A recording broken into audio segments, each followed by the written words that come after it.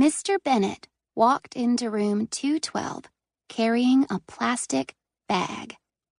He smoothed his sweatshirt that read, "Death to Stereotypes," tucked Klaus, his rubber chicken, under his arm, raised one eyebrow, and jumped on his desk.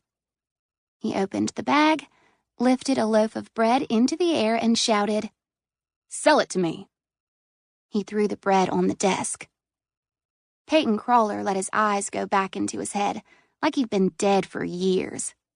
Harper Wilhelm hollered, "It's good for you." Everyone in 6th grade English groaned. Mr. Bennet shook his head. "It has to be more than that." "You're hungry?" Katie Nesbit said. Mr. B shrugged. "I see where he's going." I raised my hand. "Do you like toast?" Peyton Crawler smirked. "That's stupid." "Go back to being dead, Peyton." "As a matter of fact," Mr. B announced, "I love toast." I pressed in. "With butter and jam?" He pulled down his orange wool hat and grinned. "Strawberry jam." I had what I needed. I ran up and grabbed the bread. "Then I can tell you that this bread," I looked at the label, "Aunt Fanny's homemade honey bread makes the best toast in the universe."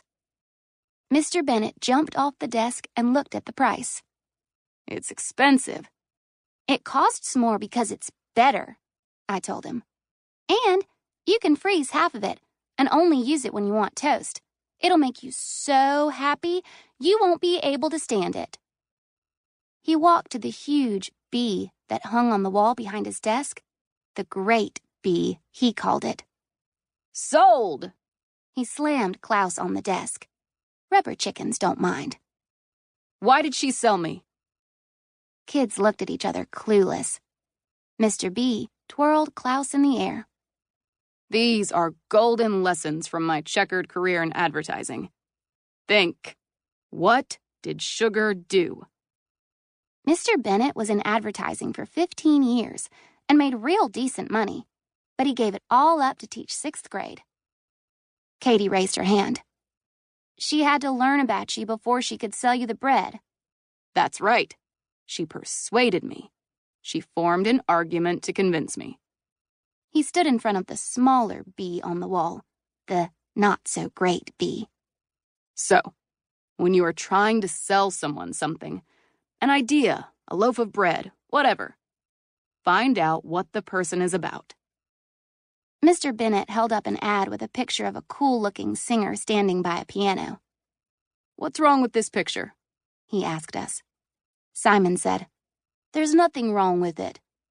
"Look closer," Mr. Bennet suggested. Carrie said, "I love her dress." Mr. Bennet looked at the ad. "Nice dress." I said, "She's holding a cigarette in her left hand. You don't see it at first." Mr. Bennet nodded. "And why is that?" "They're trying to show that smoking is cool," Carrie said. "They're trying to manipulate you," Mr. Bennet said. "Your mind takes in the photo.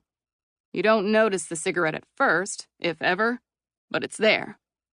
"They want us to smoke," I said. "That's right." And my mind went to Mr. Leland, my father, who looked so good in so many ways, being handsome and funny and seeming to love life. But in his left hand, there was always a losing hand. Persuasion is an art. It can be misused or it can be powerful. Tonight, I want all of you, including the dead among us, Mr. B threw Klaus into Peyton's lap, to write a stirring paragraph on one way you have seen persuasion misused. An advertising campaign, something on the internet, something in your life. Specifics are found on thegreatbknowsall.com. I wondered if I should write about Mr. Leland and how he always persuaded Reba to believe he was going to come through for us. I will read the best 3 out loud in class, so work excessively hard on this. I wouldn't want anything about Mr. Leland read out loud. Harper Wilhelm was giving me her evil eye, like she knew all my secrets. I smiled and walked past her.